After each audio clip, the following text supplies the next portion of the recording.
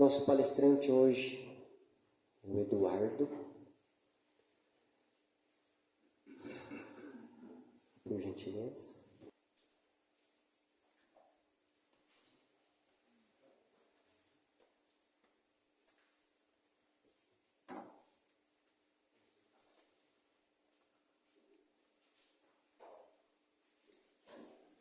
Boa tarde a todos.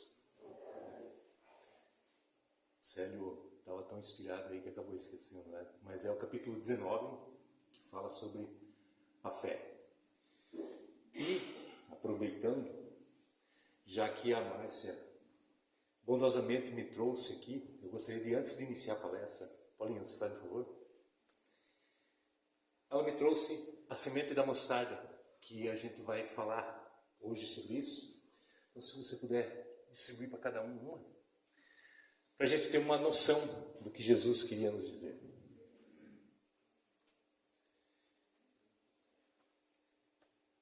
Na ideia de Kardec, na sua concepção,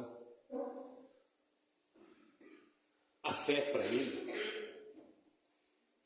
é que não há fé inabalável senão a que pode encarar face a face a razão em todas as épocas da humanidade.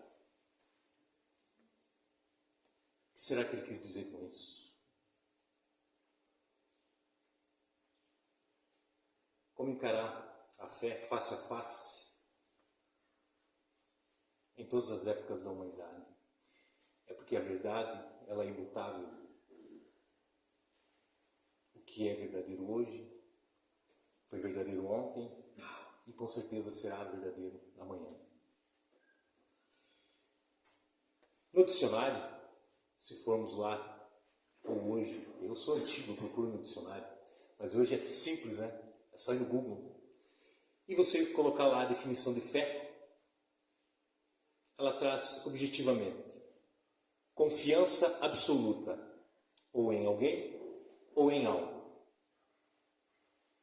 Exemplo disso, um homem digno de fé, ou seja, um homem digno de confiança, que se pode acreditar no que ele está falando, no que ele está dizendo.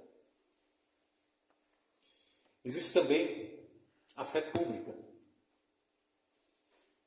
Quando você vai registrar um contrato, um cartório, o cartorário lá, o escrevente, enfim, ele dá um carimbo e a sua assinatura atestando a fé pública, ou seja, que aquilo é verdadeiro, que aquilo é digno de confiança, que aquele contrato não vai mudar.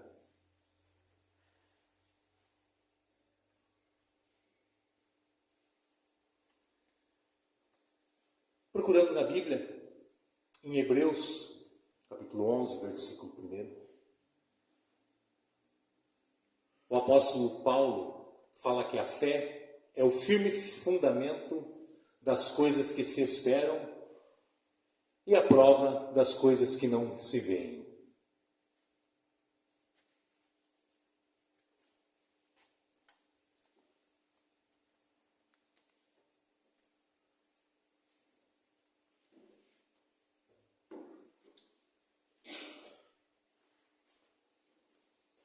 E aí, Mateus tem a seguinte parábola. Então, quando ele veio até o povo, um homem se aproximou dele, lançou-se-lhe de joelhos aos pés e lhe disse: Senhor, tende piedade do meu filho, que está lunático e sofre muito, pois ele cai frequentemente no fogo e frequentemente na água. Eu o apresentei aos seus discípulos, mas não puderam ajudá-lo. Jesus respondeu dizendo: Ó raça de incrédulos e depravada, até quando estarei convosco? Até quando vos sofrerei? Trazei-me aqui essa criança. Jesus, tendo ameaçado o demônio, ele saiu da criança, que foi curada no mesmo instante.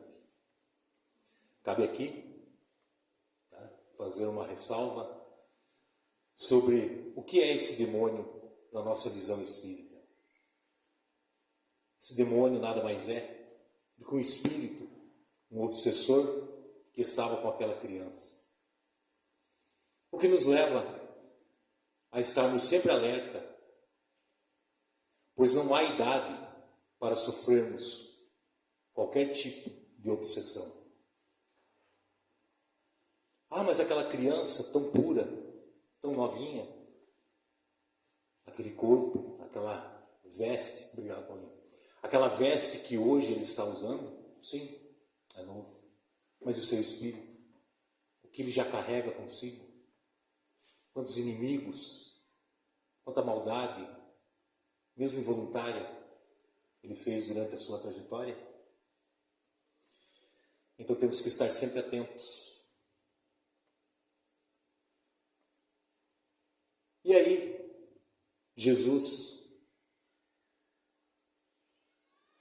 seus discípulos vieram até Jesus, em particular, ele perguntaram: por que nós não podemos expulsar esse demônio? Sendo que ele lhes respondeu: é por causa da vossa incredulidade, por sua pouca fé. Pois em verdade eu vos digo, se tivesseis fé como um grão de mostarda, dá uma olhada aí na mão de vocês, o tamanho desse grão. Jesus não pede para ter uma fé gigantesca. Se tivéssemos a fé do tamanho desse grãozinho minúsculo, poderíamos mover montanhas, poderíamos transportá-la daqui para lá e de lá para cá. Nada nos seria impossível.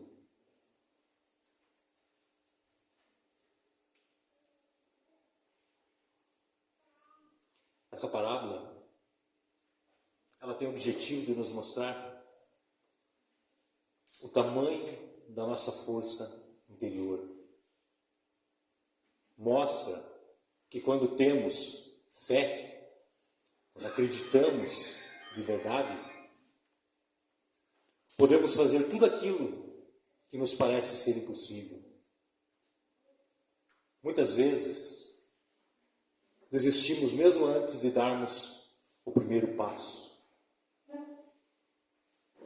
Passamos o dia, ou às vezes a noite, traçando sonhos, objetivos. E aí na manhã seguinte, não, é muito difícil. Não vou nem tentar. Porque não dá, é impossível.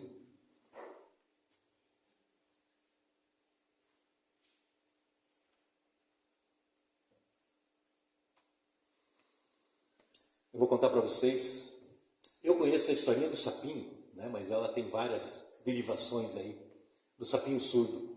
Quem já conhece essa historinha aí? A história é bem conhecida, né? Mas mesmo assim eu vou falar novamente, porque é sempre bom a gente recordar sobre isso. Ia ter uma competição, a Olimpíada dos Sapinhos, coisa linda. Reuniram-se milhares de sapinhos e o objetivo era alcançar o cume de uma montanha. Acredito que no caso dos sapinhos deveria ser qualquer montinho de terra, né? Mas na cabeça deles aquilo era uma montanha, difícil de transpor.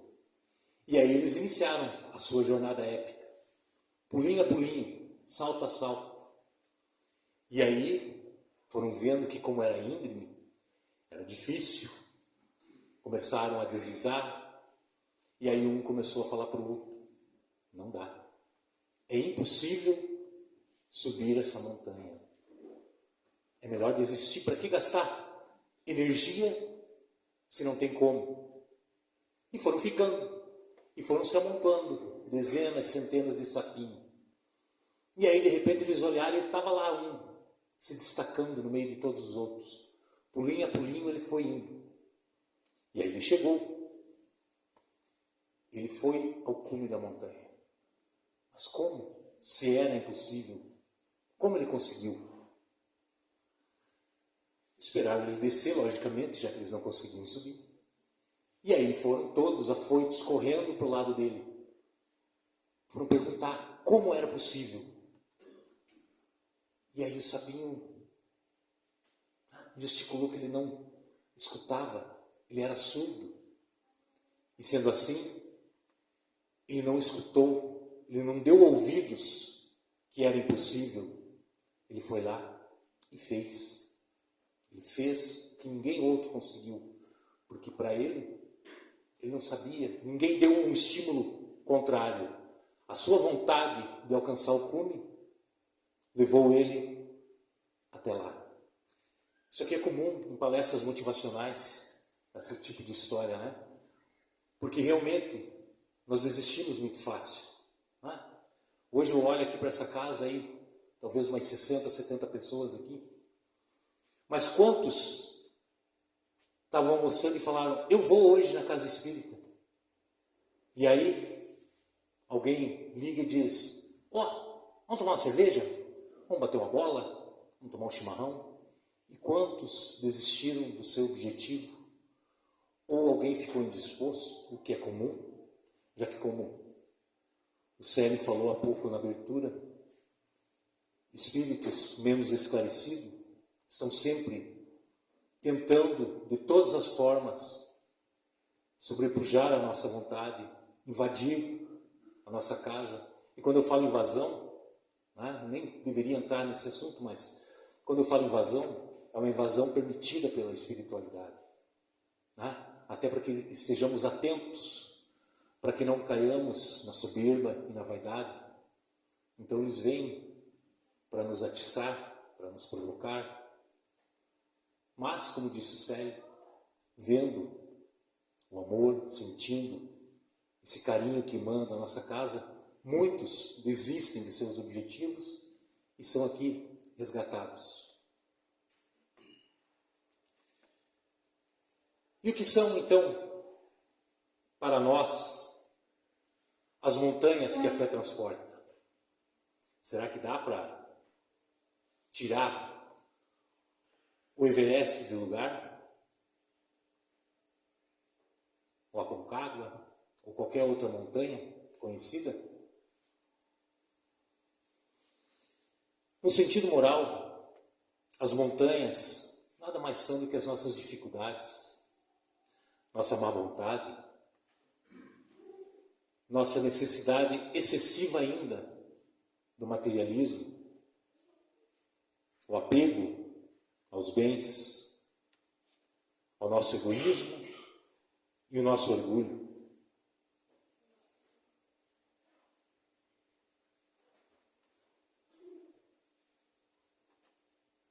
E aí eu deixo uma pergunta aí. Quem de nós pode dizer que vive numa planície, que não tem uma só montanha no nosso caminho? Alguém aí se atreve a dizer que não tem nenhuma dessas dificuldades? Jesus teve as suas montanhas. Imagina nós, né? Temos uma cordilheira toda, né?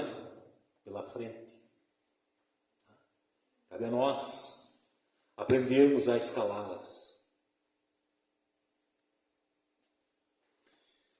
Estamos ainda num mundo de provas e expiações. Então essas montanhas são normais. Nós pedimos por elas, para que elas nos façam olhar para cima e ver que tem algo muito mais grandioso acima de nós. Elas estão aí para nos ensinarmos a não cair nas tentações mundanas. Mas mesmo com todas as nossas dificuldades e montanhas, isso não nos torna maus. Apenas mostra que estamos engatinhando ainda em nossa base moral. Base essa que Jesus nos deixou clara em sua passagem por aqui. E mesmo já tendo passado mais de 2000 anos, ainda não aprendemos com exatidão, com compreensão, a simplicidade de seus ensinamentos.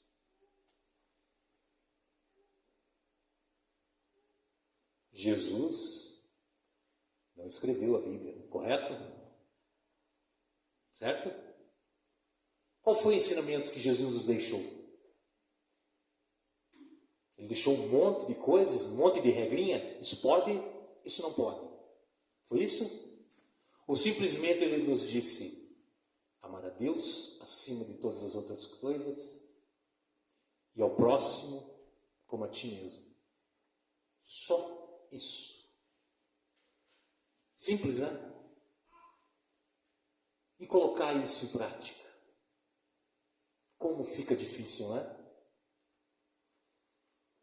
Porque, infelizmente, até com uma defesa ainda do ser humano, nosso ego vem em primeiro lugar, né? Eu não consigo colocar o outro antes de mim. A menos que seja para levar uma pancada, né? Aí é fácil. Passa aí. Eu cedo a minha vez. Porque aí o próximo já vai estar mais cansado, a pancada vai ser menor. Não é assim? Infelizmente, na grande maioria dos casos, o é. Dá para contar nos dedos aqueles que tiveram a caridade em primeiro lugar, o amor ao próximo em primeiro lugar. E aí a gente olha e diz: meu Deus, mas como que eu vou ser uma Madre Teresa da vida, um Chico, entre outros tantos? Não precisamos fazer coisas grandiosas. Se conseguíssemos fazer de verdade, de coração, para duas, na verdade. Primeiro para si, né? Nós temos realmente que fazer as coisas boas para nós. Mas se conseguíssemos também fazer pelo menos para mais uma pessoa, sem nenhum outro tipo de interesse, já estaríamos subindo pelo menos um degrau na nossa evolução moral, não é? Mas ficamos sempre pensando, é difícil. Então, nesse capítulo, ele nos fala que a fé robusta, ela dá a perseverança, a energia e os recursos que fazem vencer os obstáculos, tanto nas pequenas quanto nas grandes coisas. Nada pode distanciar aquele que tem a fé inabalável do seu caminho, ao sapinho, pulinho a pulinho. A fé sincera sempre será calma, terá paciência para saber esperar, para saber que tudo acontece no tempo de Deus e não segundo nossas vontades. Simples, né?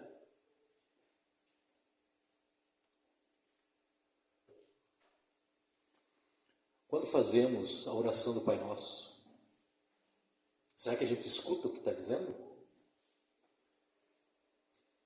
Falamos ali, né? Naquele momento íntimo, que seja feita a sua vontade, Pai. Porém, no meu tempo, tem que ser para amanhã, já que hoje já não dá mais tempo, né? Já estamos no final do dia. Somos extremamente imediatistas. Não temos paciência, porque não temos fé de que tudo vai acontecer na hora que tem que ser. Mesmo que aconteça não como a gente gostaria, já que Deus trabalha de diferentes formas, né?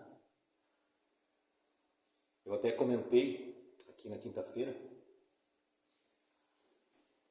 que acho que a maioria aqui sabe, né, que há 7 anos a minha esposa faleceu de câncer.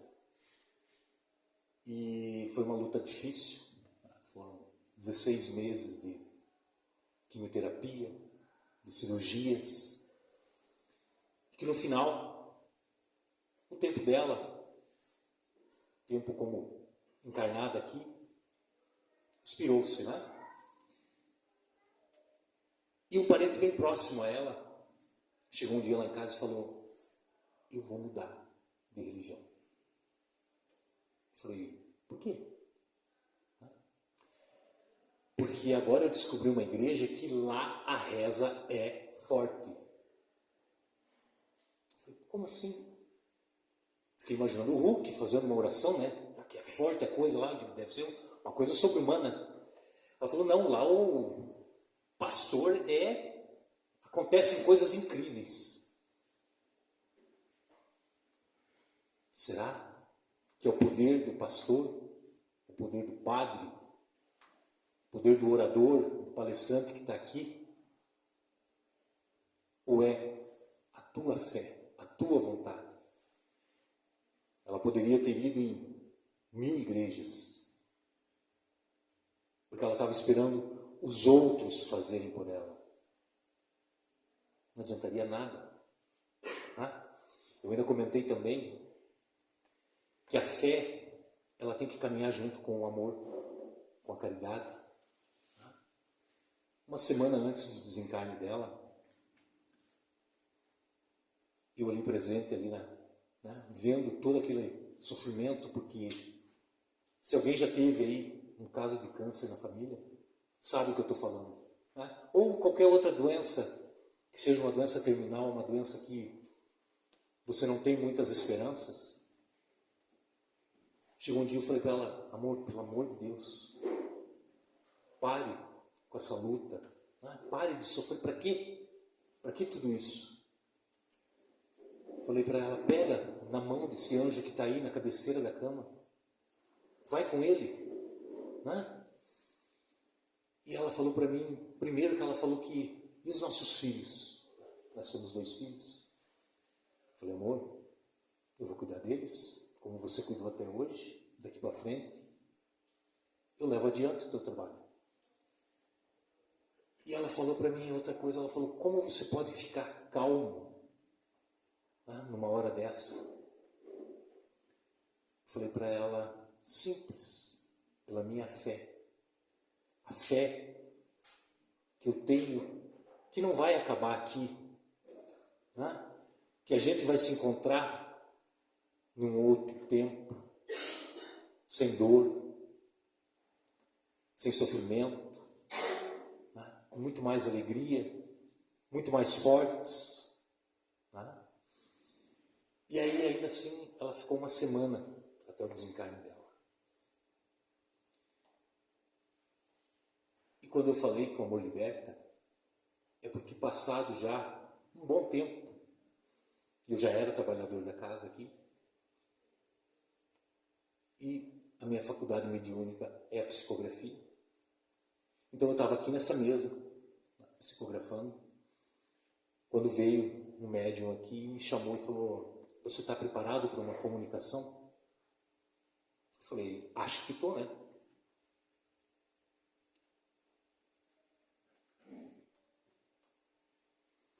E aí eu fui colocado diante do médium de incorporação e comecei a conversar com aquela entidade que se dizia minha esposa. Fui conversando, fui indagando, porque é necessário você tirar as dúvidas, porque existem muitos espíritos zombeteiros que estão aí prontos para falar e agir no nome de outra pessoa, né? Mas, como eu conhecia muito bem ela, fui fazendo algumas perguntas que fui fechando o ciclo, né? E a última pergunta que eu fiz para ela foi, amor, te deram permissão para estar aqui? E aí, através do médium, né, veio um sorriso e falou, eu fugi. Eu falei, é a cara dela, né? Então, era o que bastava para eu acreditar. Eu falei, e por que você está aqui, amor? E ela falou para mim, porque você vive dizendo que quem ama liberta, que a maior prova de amor por aquele ente querido que já partiu é você continuar vivendo. E eu não estava vivendo.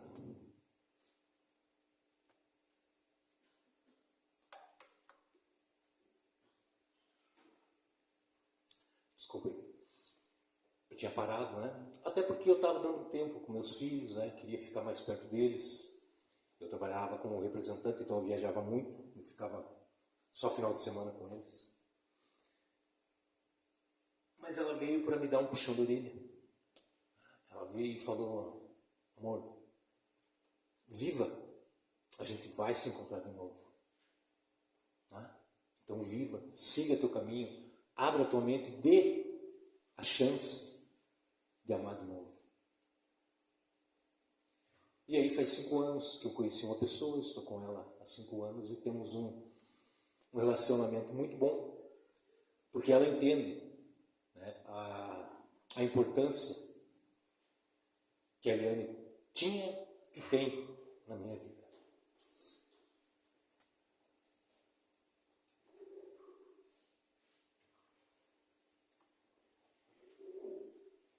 Mas, desculpe, se não fosse a minha fé, com certeza eu teria me revoltado com Deus. Tá?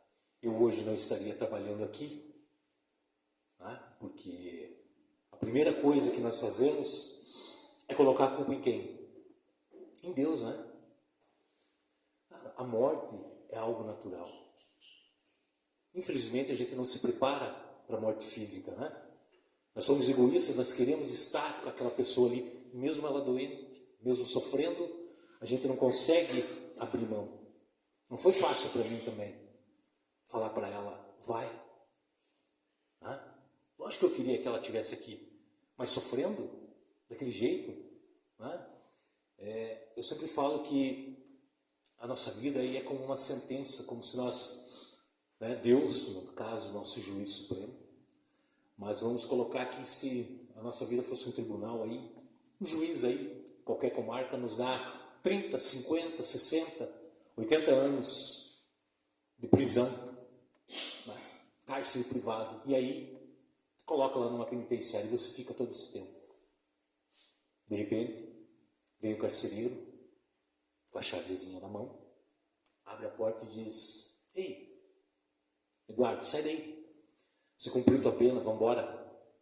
E aí os colegas de cela se agarram em mim. Não, cara, fica aí mais um tempo. Não vai. Fica com a gente. É justo? É justo segurar aquele que já cumpriu o que tinha que ser cumprido? Deixa ele ir. Né? Nós não deixamos. Então cada um tem seu prazo. Cada um tem seu tempo. Deixa aí. Aquele que acredita na vida eterna sabe que vai ter vários e vários reencontros. Hã? Então por que esse medo de deixar ir? Muitas vezes o medo é porque temos tanto amor para dar e acabamos às vezes reprimindo esse medo por vergonha. Né? O marido não fala que ama a esposa, ou porque a gente brigou e não vou falar com ela. Não vou pedir desculpa porque eu estou certo. Quem for lá em casa, agora está uma bagunça, a gente ainda está em reforma, mas vai ver que na porta de casa tem um tapete. Nesse tapete está escrito, ter razão, uma flechinha para fora de casa, ser feliz, seja bem-vindo à minha casa. Que adianta ter razão e não ter felicidade? Aí eu não falo com a pessoa e aí à noite ela tem um infarto fulminante e o remorso, né? Porque não disse o último eu te amo, não deu o último beijo, o último abraço. E aí o velório, que deveria ser aquela coisa de despedida, é aquela choração, aquele berreiro. Por quê? Porque é o remorso batendo em você. Então não deixe para amanhã. Fale hoje que ama, abrace hoje, beije mais, ame mais. Confie na tua fé, confie no teu instinto interior.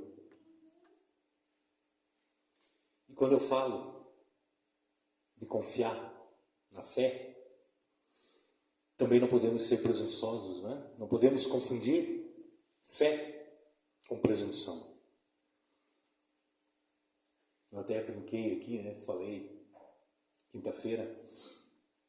Falei, olha só a presunção daqueles cidadãos que quiserem ver o Titanic. Cara, ver um negócio que está lá a 4.000 metros de profundidade. Para quê? engenheiros dizendo que não era seguro e tal, mas os caras, por presunção, não, tá tudo ok, vamos lá. Vamos lá fazer o quê? Morrer. A minha fé, ela é grande.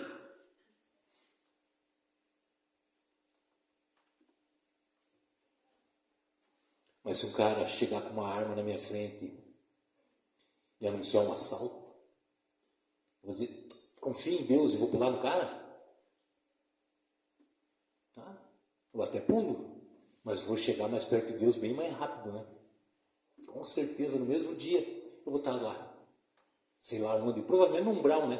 Deve ser o meu destino, mas tudo bem. Por quê? Porque eu tenho fé. Não, eu tenho presunção. Então temos que saber diferenciar isso.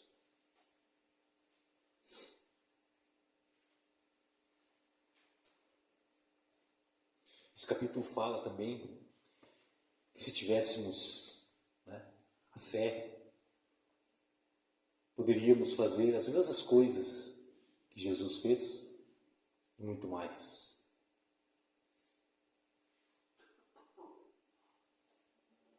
Quanto tempo ainda levaremos para compreender que se somos filhos do mesmo Pai, correto? Existe só um Deus, um só Criador. Se Jesus, nosso irmão mais velho, foi capaz de fazer essas coisas maravilhosas, por que não nós também? Quando tivermos a oportunidade de conhecimento, é claro, de acendermos a centelha divina que trazemos dentro de nós. Ainda hoje, até, estava vendo uma matéria aí, tem uns cientistas aí procurando o DNA de Deus dentro de nós e tal. Porque, segundo eles, já que todo artista, né, todo criador deixa a sua assinatura na obra, né, seja num quadro, ou enfim, na sua escultura, nós também temos, lógico que nós temos a assinatura de Deus, ela está dentro de nós. Basta procurarmos, basta acreditarmos que somos também deuses como Ele. Porém, nossa fé ainda é pequena. Quem dera ela fosse do tamanho desse grãozinho de mostarda, né? Mas ela ainda é um grão de poeira. Nesse capítulo ainda falamos sobre a fé cega. Aquela que não examina nada. Aceita tudo que lhe é apresentado. O que o pastor falou, está falado. O que o padre falou, é isso, é lei. Ou o que o orador falou, é isso. Será? Será que é assim mesmo? Por que a doutrina espírita, ela difere de todas as outras? Olhem para o lado, olhem para trás. É porque num sábado à tarde, 3h40, a gente olha aqui e vê pessoas ávidas pelo quê? Por conhecimento, por questionar a verdade, para estar aqui para o estudo. O que estão estudando agora no sábado aí, Céu? Livro dos Espíritos? Para compreender o Livro dos Espíritos. Na quinta, o Jorge com as cartas de Cristo. Para quê? Para termos cada vez mais conhecimento, para podermos questionar. Eduardo, peraí, não é bem assim o que você está falando. Sério? Peraí, mas eu li em tal lugar. Né? Mas ler em livros, procurar biografias confiáveis, né? Porque o Dr. Google aí,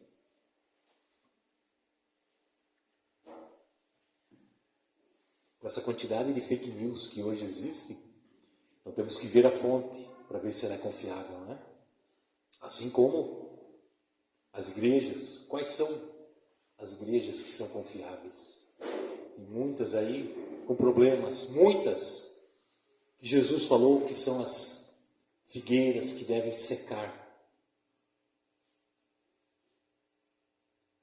Nós também somos figueiras. Será que nós produzimos bons frutos? Ou será que também teremos que secar para não produzirmos maus frutos? Eu gostaria muito de continuar aí, vivinho, expandindo meus frutos. Não quero secar. E o que são os frutos que nós podemos produzir? Se não são boas ações, se não são a caridade, o amor, uma boa palavra, um acolhimento, estes são os melhores frutos que podemos produzir. Não frutos gigantescos, mas aqueles pequenos frutos que podem saciar uma alma ávida de carinho, de compreensão.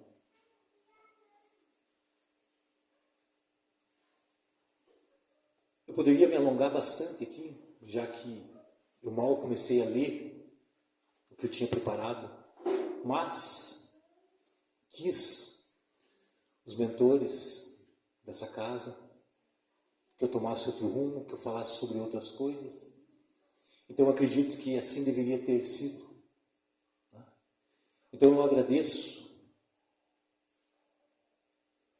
vocês, agradeço a atenção de vocês. Peço desculpas, mais uma vez, por ter contado aí a minha história. E desejo a todos que tenhamos a fé de um grão de mostarda. Obrigado a todos.